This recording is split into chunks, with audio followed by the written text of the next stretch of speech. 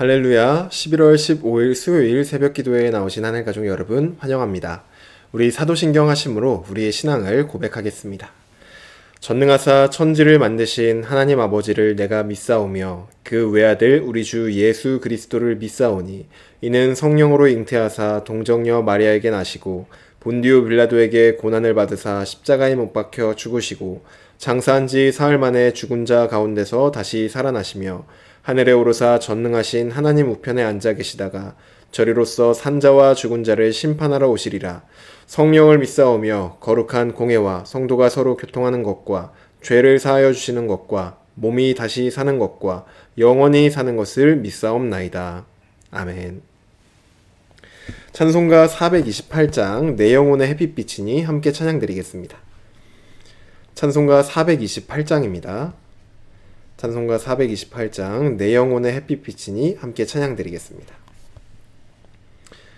내 영혼의 햇빛 비치니 주 영광 찬란해 이 세상 어떤 빛보다 이 빛 더 빛나네 주의 영광 빛난 광채 내게 비춰 주시옵소서. 그 밝은 얼굴 배울 때 나의 영혼 기쁘다. 내 영혼에 노래 있으니 주 찬양합니다.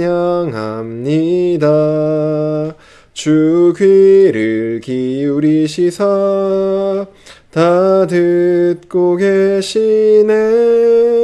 주의 영광 빛난 광채 내게 비춰 주시옵소서. 그 밝은 얼굴 배울 때 나의 영혼 기쁘다. 내 영혼의 봄날 되어서 주 함께 하실 때 그 평화 내게 깃들고 주 은혜 꽃 피네. 주의 영광 빛난 광채 내게 비춰 주시옵소서. 그 밝은 얼굴 배울 때 나의 영혼 기쁘다.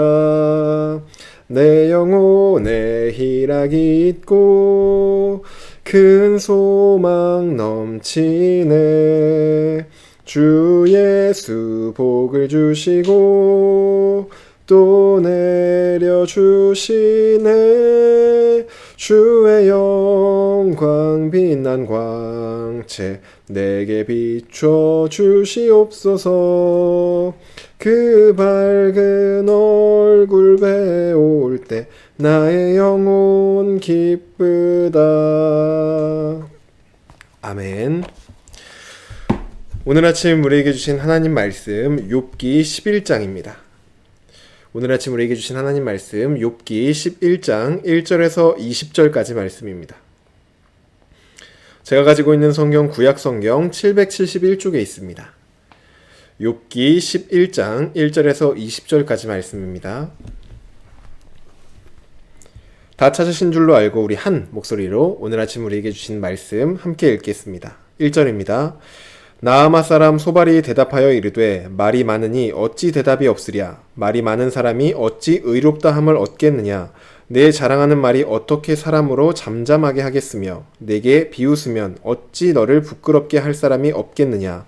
내 말에 의하면 내 돈은 정결하고 나는 주께서 보시기에 깨끗하다 하는구나. 하나님은 말씀을 내시며 너를 향하여 입을 여시고 지혜의 오묘함으로 내게 보이시기를 원하노니 이는 그의 지식이 광대하심이라. 하나님께서 너로 하여금 너의 죄를 잊게 하여 주셨음을 알라. 내가 하나님의 오묘함을 어찌 능히 측량하며 전능자를 어찌 능히 완전히 알겠느냐. 하늘보다 높으시니 내가 무엇을 하겠으며 스올보다 깊으시니 내가 어찌 알겠느냐. 그의 크심은 땅보다 길고 바다보다 넓으니라. 하나님이 두루 다니시며 사람을 잡아 가두시고 재판을 여시면 누가 능히 막을 소냐. 하나님은 허망한 사람을 아시나니 악한 일은 상관하지 않으시는 듯하나 다 보시느니라. 허망한 사람은 지각이 없나니 그의 출생함이 들나귀 새끼 같으니라. 만일 내가 마음을 바로 정하고 주를 향하여 손을 들 때에 내 손에 죄악이 있거든 멀리 버리라. 불의가 내 장막에 있지 못하게 하라. 그리하면 네가 반드시 흠 없는 얼굴을 들게 되고 굳게 서서 두려움이 없으리니 곧 내 환난을 잊을 것이라. 내가 기억할지라도 물이 흘러감 같을 것이며 내 생명의 날이 대낮보다 밝으리니 어둠이 있다 할지라도 아침과 같이 될 것이요 내가 희망이 있으므로 안전할 것이며 두루 살펴보고 평안히 쉬리라. 네가 누워도 두렵게 할 자가 없겠고 많은 사람이 내게 은혜를 구하리라.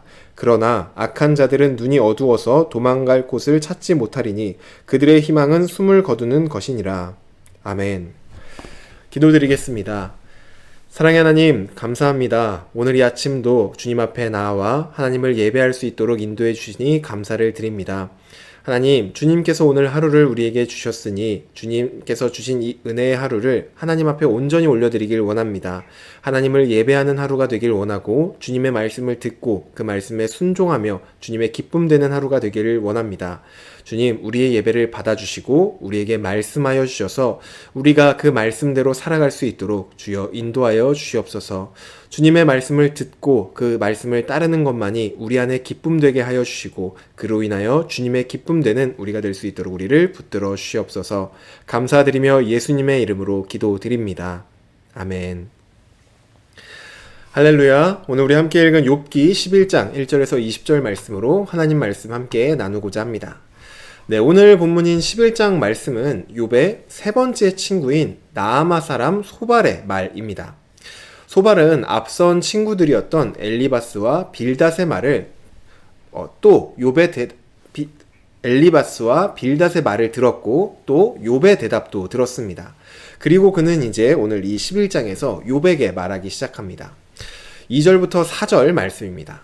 네가 말을 많이 하는데 어떻게 대답을 하지 않을 수 있겠는가? 말을 많이 한다고 해서 그 사람이 의로운 것은 아니다. 라고 소발이 말을 합니다. 소발은 먼저 욥 자신에 대해 장황히 얘기한 것을 짚고 넘어가고 있습니다.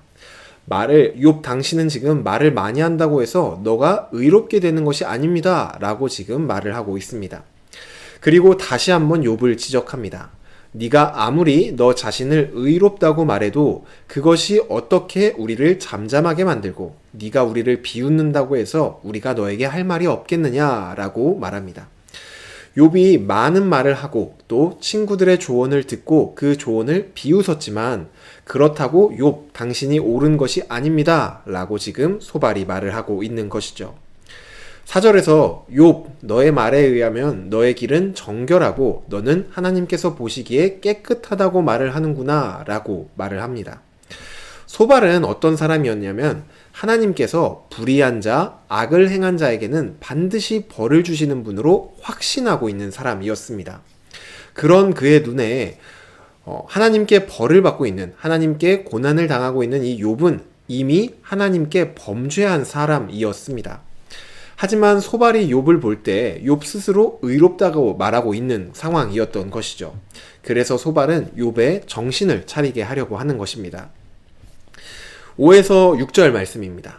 욥이여, 하나님께서 너에게 말씀하여 주시고 하나님의 오묘한 지혜를 너에게 보여주시길 원한다. 욥, 너가 알아야 할 것은 지금 너가 받는 고난은 너가 지은 모든 죄의 결과가 아니다. 지금 너가 받는 고난은 하나님께서 너의 죄의 일부를 잊어주시고 감하여 주셔서 주시는 벌이다. 이 사실을 너는 반드시 알아야 한다 라고 욥에게 말을 합니다. 지금 소발은 욥의 주장을 하나하나, 욥이 지금까지 자신을 변론하고 하나님께 이렇게 아뢰던 그 내용들을 하나하나 지적하고 있는 것입니다. 욥은 앞서 자신의 의로움과 또 자신의 무죄함에 대해서 얘기를 했습니다. 또한 하나님께서 도대체 왜 이러한 과한 고난을 자신에게 주시는지 의문을 표했었죠. 이에 대해 소발은 하나님은 인과응보의 하나님으로 범죄한 자에게 반드시 벌을 내리신다고 말을 하며 욥, 너는 무죄한 사람이 아니고 네가 알지 못할 뿐 너는 분명히 하나님께 범죄하였다 라고 말을 하고 있는 것이죠. 또한 욥은 자신이 겪는 고난이 너무 극심함을 얘기했지만 소발은 욥, 너가 겪는 그 고난은 너가 지은 죄에 비해서 하나님께서 많이 감하여 주시고 은혜를 베풀어 주신 그 벌의 정도이다 라고 지금 말하고 있는 것입니다. 소발의 말을 보면 참으로 잔인하게 느껴집니다. 이해할 수 없는 이유로 극심한 고통을 당하고 있는데 그건 너가 잘못해서 그런 것이고 심지어 그 고통은 너가 원래 받아야 할 고통보다 훨씬 덜한 고통이다 라고 지금 소발이 말하고 있는 것입니다. 제가 만약 욥이었다면 이 말을 들었을 때 정말로 억장이 무너졌을 것 같습니다. 여기서 우리가 배울 수 있는 지혜 한 가지가 있다면 내가 확신하는 것이 정답이 아닐 수 있다는 것입니다.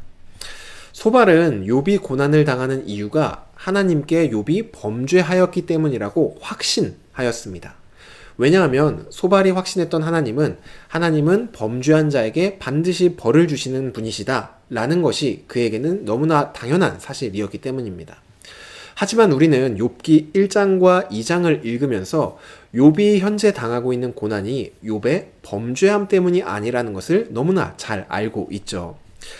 소발은 자신이 확신하는 바가 너무나도 명확했기 때문에 다른 가능성은 전혀 열어두지 않고 욥을 자신의 틀 안에서 평가하고 있는 것입니다. 그리고 그 평가는 욥에게 큰 상처로 남게 된 것이죠. 우리도 마찬가지입니다. 때로는 우리가 확신하는 바가 우리의 시야와 또 우리의 생각을 가로막을 때가 있습니다. 훨씬 더 다양한 상황 그리고 훨씬 더 다양한 이유를 너무나 간단하게 우리가 확신하는 그 틀 안에 가둬버리는 실수를 종종 하고는 합니다. 물론 그렇다고 해서 우리가 확신하는 바 진리에 대한 것에 대해 우리가 포용성을 가지라는 것은 아닙니다. 다만 우리가 확신하는 바가 진리에 관한 것일지라도 그 상황을 단편적으로 받아들이고 평가하지 말자는 것입니다. 우리가 가지고 있는 이 확신으로 그것을 이렇게 칼을 대서 평가하지 말고 난도질하지 말자라는 것이죠. 왜냐하면 진리라는 것은 변하지 않는 것이지만 진리로 생각하고 있는 우리가 언제든 실수할 수 있는 사람이고 또 어제 우리 본문에서 나눴듯 사람의 눈과 사람의 생각을 가진 자가 바로 우리이기 때문입니다. 그러니 아무리 내가 확신하는 일일지라도 그것이 정답이 아닐 수 있다는 생각을 늘 열어두고 그 상황과 환경을 폭넓게 바라보며 이해하고 또 접근하는 그러한 지혜로운 우리 서일교회 공동체가 되기를 주님의 이름으로 축복합니다. 네, 이어서 말씀 보겠습니다. 7절에서 12절까지 말씀을 보면 소발이 이해한 하나님의 오묘하며 광대한 지혜가 어떠한 것이었는지를 우리는 볼 수 있습니다. 7절부터 9절 말씀 보시면 먼저 측량할 수 없는 하나님에 대해 소발은 말합니다. 네가 하나님의 오묘함을 어찌 능히 측량하며 전능자를 어찌 능히 완전히 알겠느냐? 하늘보다 높으시니 네가 무엇을 하겠으며 스올보다 깊으시니 네가 어찌 알겠느냐? 그의 크심은 땅보다 길고 바다보다 넓으니라. 욥이 계속해서 하나님을 이해할 수 없다고 말하자 소발은 그것이 당연한 일이라고 지금 말하고 있습니다. 광대하고 전능하신 하나님을 너가 어떻게 측량하고 완전히 이해할 수 있겠느냐라고 오히려 욥에게 반문하고 있는 것이죠. 하지만 소발은 마치 자신이 하나님을 이해하고 있는 것처럼 말을 합니다. 10절에서 11절 말씀입니다. 하나님은 두루 다니시면서 사람을 잡아 가두시고 재판을 여시면 누가 막을 수 있겠느냐?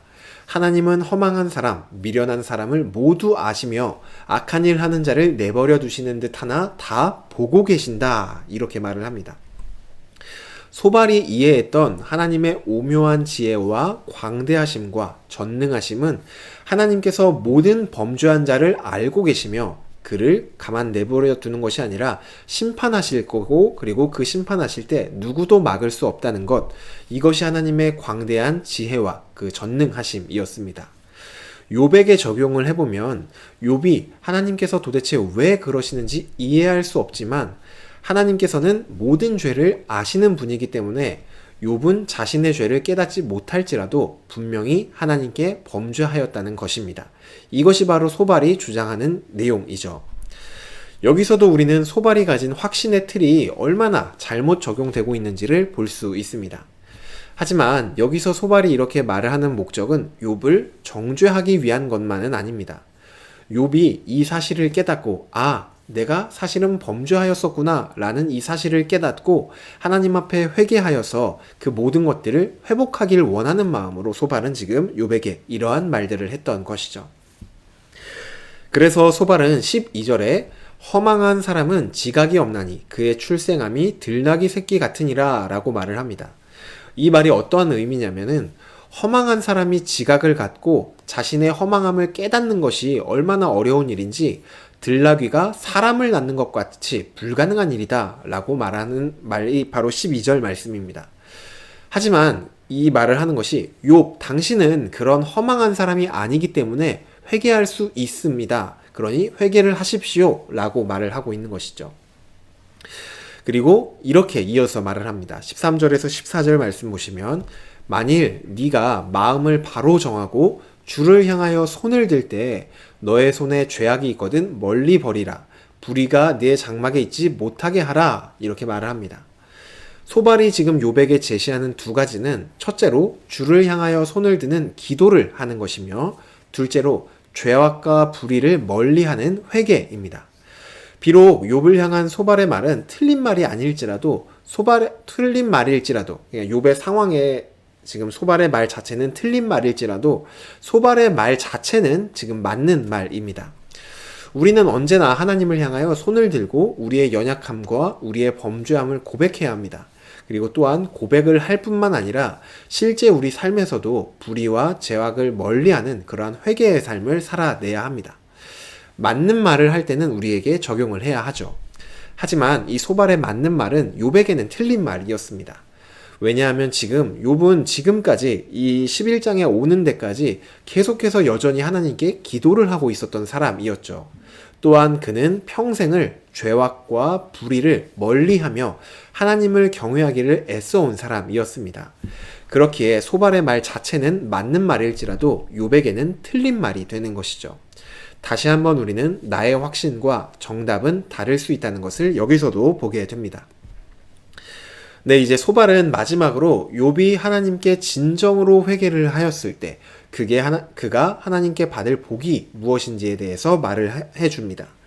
소발이 이렇게 확신하며 말할 수 있었던 이유는 그가 확신하고 있고 그가 생각하는 하나님의 지혜는 선을 행한 자에게는 복을 주시며 또 악을 행한 자에게는 벌을 주시는 하나님이기 때문입니다. 15절 말씀 보시면 욥이 만약 회개를 하였을 때 두 손을 들고 하나님께 기도하며 모든 죄악과 범죄를 다 멀리했을 때 받게 될 첫 번째 복은 온갖 종기로 엉망이 된 얼굴과 건강이 회복되고 두려움이 그의 인생에서 없어지는 것입니다. 16절에선 지금까지 겪었던 고통과 트라우마를 잊게 될 것, 17절에선 생명의 날이 밝아지고 어두움이 올지라도 밝게 빛나게 될 것, 18절에선 안정과 평안을 누릴 것, 그리고 마지막 19절에서 사회적 위치를 회복할 것, 이렇게 욥이 만약 회개를 했을 때 받게 될 하나님의 복이 무엇인지를 얘기해 줍니다. 욥이 지금 회개만 하면 지금까지 욥이 겪었던 모든 고난으로부터 회복이 될 것이다 라는 말인 것이죠. 우리도 이런 간단한 보응을 기대하기가 쉽습니다. 우리가 잘하면 하나님께서 우리에게 상을 주시고 우리가 못하면 하나님께서 벌을 주시는 어떤 보응의 하나님이 우리의 머리로 이해하기도 쉽고 또 받아들이기도 쉽기 때문에 우리도 하나님께서 이러한 분이시다 라고 생각하기가 쉽습니다. 하지만 하나님은 소발이 이해했던 것보다 훨씬 더 오묘하시며 또 신비로운 분이십니다. 그리고 또한 그분은 광대하시며 감히 측량할 수 없는 분이십니다. 그렇기에 우리가 다 이해할 수 없는 분이 바로 우리의 하나님입니다.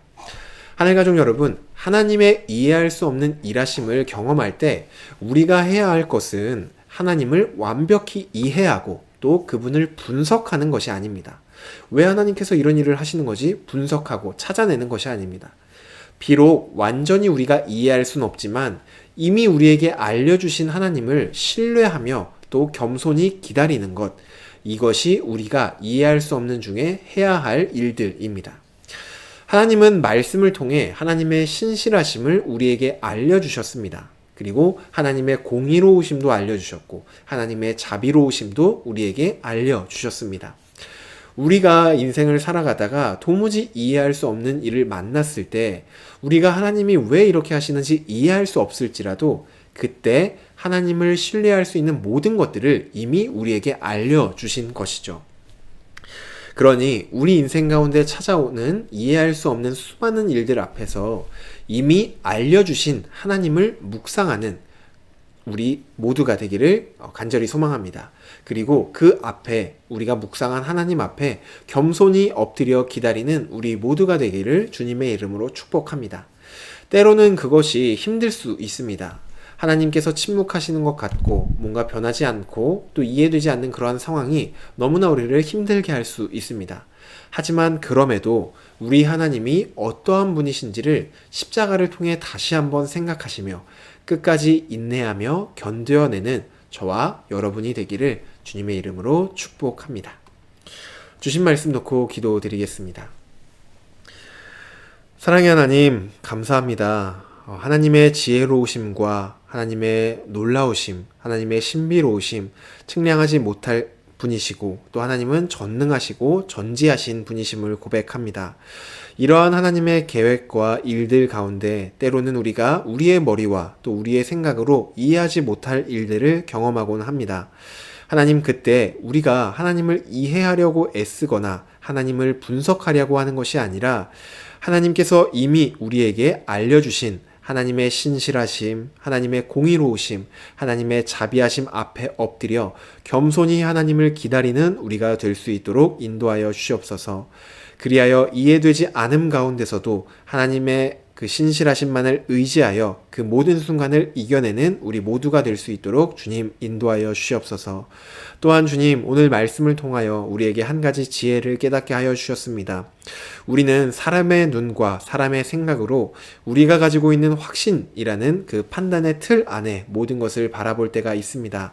하나님, 우리가 사람과 사람과의 관계에서 어떠한 상황을 바라볼 때 우리가 가지고 있는 이 확신의 틀을 안에 가두어서 바라보는 것이 아니라 그보다 더 넓은 상황과 또 넓은 환경을 바라보며 긍휼한 마음을 품고 그 상황을 바라보는 우리가 될 수 있도록 주님, 그러한 지혜가 우리에게 있을 수 있도록 주님 인도하여 주시옵소서. 하나님께서 우리의 삶을 다스리실 때 우리가 그러한 지혜로운 삶을 살아갈 줄로 믿으며 주님만 의지하며 나아갑니다. 주님, 우리 삶을 다스려 주시옵소서. 감사드리며 예수님의 이름으로 기도드립니다. 아멘. 네, 오늘 예배를 마쳤습니다. 오늘 말씀 생각하시며 기도하실 때 우리 첫 번째로는 이렇게 기도하시면 좋겠습니다.